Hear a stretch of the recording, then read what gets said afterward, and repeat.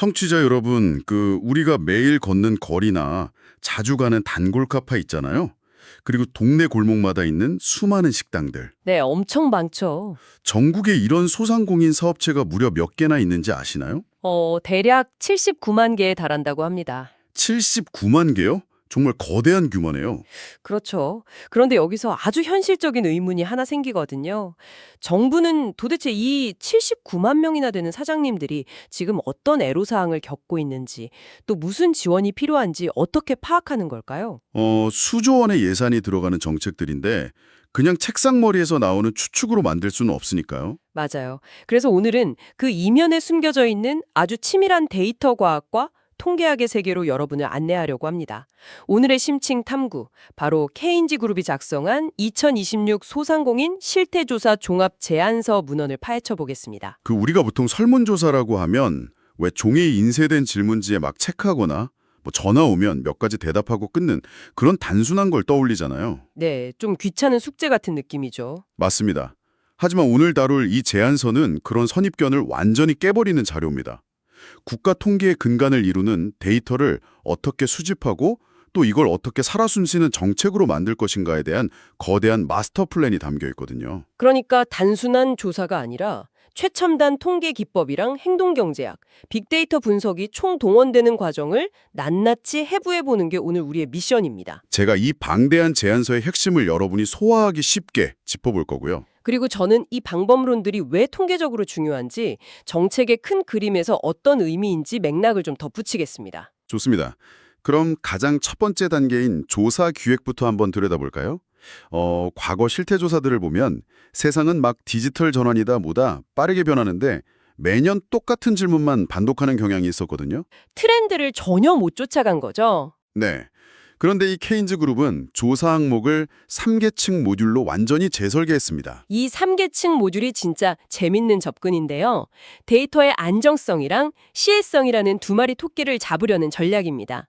첫 번째가 코어 모듈인데 매출이나 영업이익처럼 매년 똑같이 물어봐야 하는 뼈대 문항 30개로 구성돼요. 연속성을 유지하는 거군요. 그렇죠. 반면에 두 번째 로테이팅 모듈은 2020년에는 AI 도입, 2027년에는 ESG, 이렇게 연도별 핵심 이슈를 계속 교체하면서 투입하는 겁니다. 그리고 세 번째 에드혹 모듈.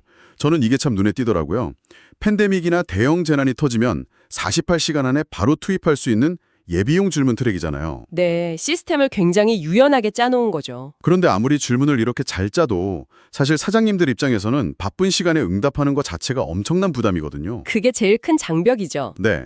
그래서 이 제안서 보니까 응답 시간을 기존 25분에서 18분으로 무려 7분이나 단축하겠다고 되어 있던데 이게 그냥 문항수를 뭉텅이로 덜어낸 건 아니잖아요. 아닙니다. 행동 경제학의 넛지 이론이랑 자동화 시스템을 결합한 결과예요. 설문지 구조를 이지 투 하드, 그러니까 아주 직관적이고 쉬운 문항부터 시작해서 점차 생각할 시간이 필요한 문항으로 자연스럽게 넘어가게 배치한 겁니다. 초반에 지쳐서 포기하지 않게요. 맞아요. 거기에 스킵 로직이라는 알고리즘을 넣어서 응답자한테 해당 안 되는 질문은 아예 화면에 안 띄우고 건너뛰게 만들었어요.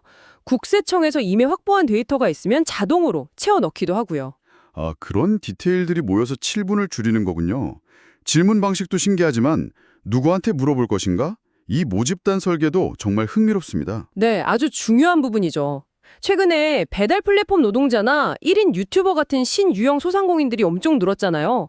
기존 방식으로는 이분들이 통계에 안 잡힌다고 하던데 이번 제안서에 등장한 3티어 모집단 설계는 뭐가 다른 건가요? 기존에는 그냥 하나의 고정된 기업 명도에만 의존하다 보니까 방금 말씀하신 분들이 누락되는 포괄 오차가 심했어요. 정책 사각지대가 생기는 거죠. 이걸 막으려고 3단계 정밀 여과를 거칩니다. 3단계요? 네. 1단계 이론적 목표 모집단에서는 법적으로 소상공인인 모든 대상을 정의하고요. 2단계 운영 모집단에서는 국세청이나 고용보험 같은 가용한 행정 데이터를 싹 다 끌어모아서 실제 접근 가능한 명부를 만듭니다. 다 긁어 모으는군요. 네. 그리고 마지막 3단계 최종 추출 틀에서 휴 폐업자를 정밀하게 걸러내는 겁니다. 이 단계별 갭을 분석하면 누가 통계에서 빠져 있는지 정확히 찾아낼 수 있죠. 사각지대를 원천 차단하겠다는 거네요. 그런데 제가 자료 읽다가 약간 멈칫한 게 연구난수, 그 PRN 기반 표본 조정 기법이거든요. 아, PRN이요? 네.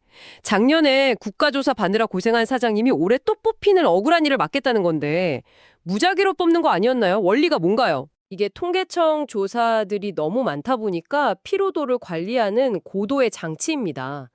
전체 사업체에 0에서 1 사이의 고요한 난수표를 부여하고 새로운 조사를 할 때마다 표본을 뽑는 시작점이랑 구간을 아예 다르게 설정하는 거예요. 아, 겹치지 않게. 그렇죠. 음의 배위라는 기법을 써서 작년에 뽑힌 구간의 사업체는 올해 확률을 극단적으로 낮추거나 빼버립니다. 그러면서도 통계적 대표성은 절대 안 깨지게 설계하는 수학적 마법 같은 거죠. 야, 무작위 뒤에 그런 세심한 배려가 있었군요. 자, 이렇게 완벽한 질문지랑 명부를 만들었다고 쳐도 제일 큰 산이 남습니다. 응답률이요. 타겟 응답률이 자그마치 85%예요. 엄청나게 높은 수치죠. 요즘 모르는 번호 오면 다 스팸 처리하는데 85%가 물리적으로 가능한가요? 강제로 할 수도 없고요. 그냥 전화만 돌려서는 절대 불가능합니다. 그래서 푸시 투 웹 5단계 프로토콜이라는 방식을 씁니다. 조사의 주도권은 응답자한테 주되 은근하게 압박을 가는 거죠. 은근한 압박이요? 그 모바일 안내문 문구 보니까 지역 소상공인의 92%가 참여했습니다. 이렇게 쓰여 있던데 이것도 넛지인가요? 정확합니다. 행동경제학의 사회적 규범을 자극하는 거예요. 남들이 다 정책 지원 기초조사에 참여했는데 나만 빠지면 불이익받지 않을까 하는 심리를 톡 건드려서 웹조사 자발적 참여를 유도하는 겁니다. 그래도 안 하는 분들은 끝까지 안 하잖아요. 맞아요. 그래서 단계별로 강도를 높입니다. 이메일, 문자 보내보고 안 되면 CATI라고 해서 전문 상담원이 직접 컴퓨터 지원 전화조사를 돌립니다. 그래도 연락 안 닿으면 마지막에는 전국 6대 광역 네트워크에 있는 300명 넘는 전문 조사원들이 직접 면접하러 찾아가는 CAPI를 실시하죠. 웹에서 시작해서 현현 방문까지 그물을 쫙 조여가는 거군요. 그런데 현장에 사람을 보내는 방식도 그냥 할당량 주고 땡이 아니라 무슨 적응적 조사 설계, ASD를 쓴다면서요? 제가 제일 흥분하는 파트가 여기입니다.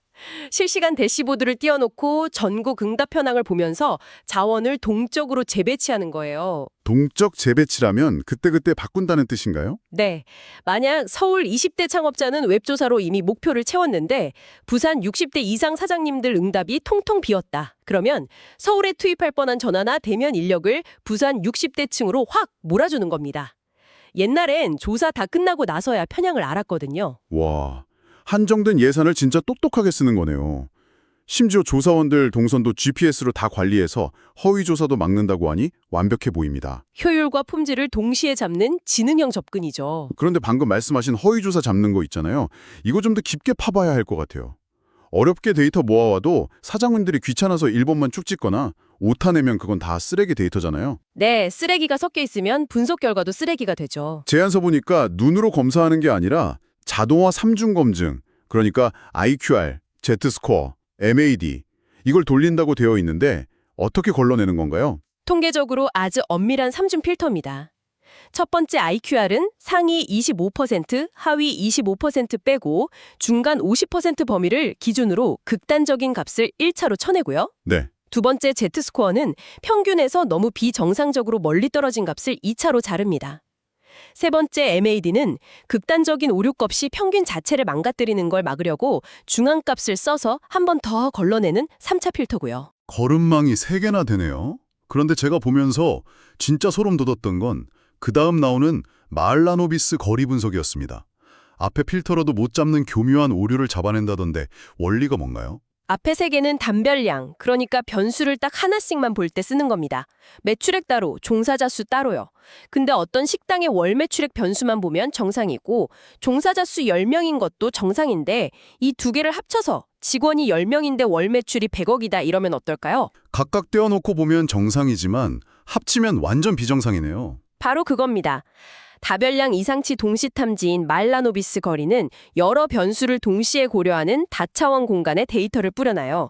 방금 같은 모순된 데이터는 정상 곤집에서 완전히 멀리 떨어지게 되니까 기계가 그 거리를 계산해서 딱 색출해내는 겁니다. 인간 눈으로는 절대 못 잡을 패턴을 기계가 잡아내는 거네요. 게다가 이 모든 검증을 쿼리랑 코드로 문서화해서 100% 재현 가능하게 만든다면서요? 나중에 누가 통계 조작 아니냐고 따져도 완벽하게 방어가 되겠어요? 네, 투명성의 극치죠. 그렇게 깨끗해진 데이터로 이제 사정 분석 패키지를 돌립니다. 여기서 랭킹 교정이라는 기술로 미세한 통계적 편향을 3번 더 0점으로 잡아주고요. 특히 군집 분석이 핵심입니다. 군집 분석이요? 네, 79만 명을 그냥 하나의 덩어리로 뭉뚱그리는 게 아니라 AI를 써서 도약성장형, 현상유지형, 한계 위기형 이렇게 세밀하게 쪼개요. 그래야 맞춤형 타겟팅 정책이 나오니까요. 아, 맞춤형 타겟팅. 자, 그럼 여기서 제가 아주 도발적인 질문 하나 던져보겠습니다. 이렇게 완벽한 데이터를 모아서 수백 페이지짜리 훌륭한 보고서를 만들었어요. 그 다음은요? 보통 이런 거 정책 담당자 책상 서랍 속에 들어가서 먼지만 쌓이지 않나요? 기존 조사들의 한계였으니까요. 그런데 케인즈 그룹 제안서가 빛나는 게 바로 이 라스트 마일 단계입니다. 조사가 끝난 후의 단계 말씀하시는 거죠? 네, 업계 유일하게 조사가 끝난 뒤에도 3개월 동안 전담팀이 정책부서에 상주하는 포스트 PMO 지원을 합니다. 상주하면서 뭘 하는 건가요? 예를 들어 정책 담당자가 뉴스 보다가 요즘 배달앱 수수료 문제 심각한데 외식업 사장님들 영업이익률 데이터를 국세청 부가세 자료랑 엮어서 내일 아침까지 뽑아줄 수 있냐고 물어봐요.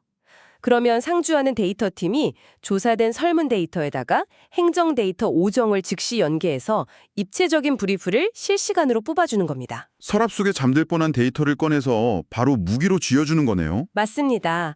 더 나아가서 창업기부터 성장, 성숙, 그리고 폐업의 기로에선 퇴로 전환기까지 생애 주기별로 맞춤형 프레임워크를 만듭니다. 특히 폐업 조기 경보 지표 같은 걸 만들어서 빚더미 앉기 전에 선제적으로 재기를 돕는 거죠. 데이터가 단순한 부검 보고서가 아니라 예방의학이 되는 거군요. 네, 결국 데이터 수집의 목적은 국민 삶의 개선이라는 걸 아주 정확히 꿰뚫고 있는 제안서입니다. 여러분 오늘 심층 탐구 어떠셨나요? 다음에 뉴스에서 정부가 소상공인을 위한 맞춤형 대출을 지원합니다. 혹은 조기경보 시스템을 가동합니다. 같은 정책을 보시게 되면 오늘 이야기를 꼭 떠올려 보세요. 네, 18분으로 압축된 넛지 설문지, 보이지 않는 사각지대를 찾는 3티어 추출틀, 거짓 데이터를 잡아내는 말라노비스 거리 분석 같은 치열한 데이터 과학이 그 정책의 뼈대라는 걸요. 맞습니다. 자, 오늘 이야기를 마무리하면서 여러분이 곰곰이 생각해 보실 만한 화두를 하나 던져드리고 싶습니다. 방금 설문 데이터랑 행정 데이터 연계가 핵심이라고 하셨잖아요. 이걸 미래로 좀만 더 확장해 보면 어떨까요? 미래로요? 네, 인공지능이 더 발전해서 79만 소상공인이 매일 쓰는 회계 소프트웨어나 포스기 데이터가 실시간으로 정부 행정망과 통합된다면요. 사장님들이 아예 18분짜리 설문조사조차 할 필요 없이 국가 경제 생태계가 중앙 시스템에 똑같이 복제되는 완벽한 경제의 디지털 트윈이 탄생하지 않을까요? 조사가 아예 필요 없어지는 시대네요. 네, 모든 경제활동이 투명하게 비춰진다면 그따 조사라는 단어는 대체 무슨 의미가 될까요?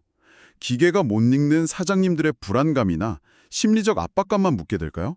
아니면 조사라는 행위 자체가 사라지고 AI가 24시간 내리는 처방전으로 대체될까요? 데이터가 모든 걸 말해주는 시대에 인간을 향한 질문은 어떻게 진화해야 할지 정말 생각해 볼 만한 주제네요. 네, 오늘 하루 여러분만의 해답을 한번 상상해 보시길 바랍니다. 지식의 최전선에서 전해드리는 문헌 파헤치기는 여기까지입니다.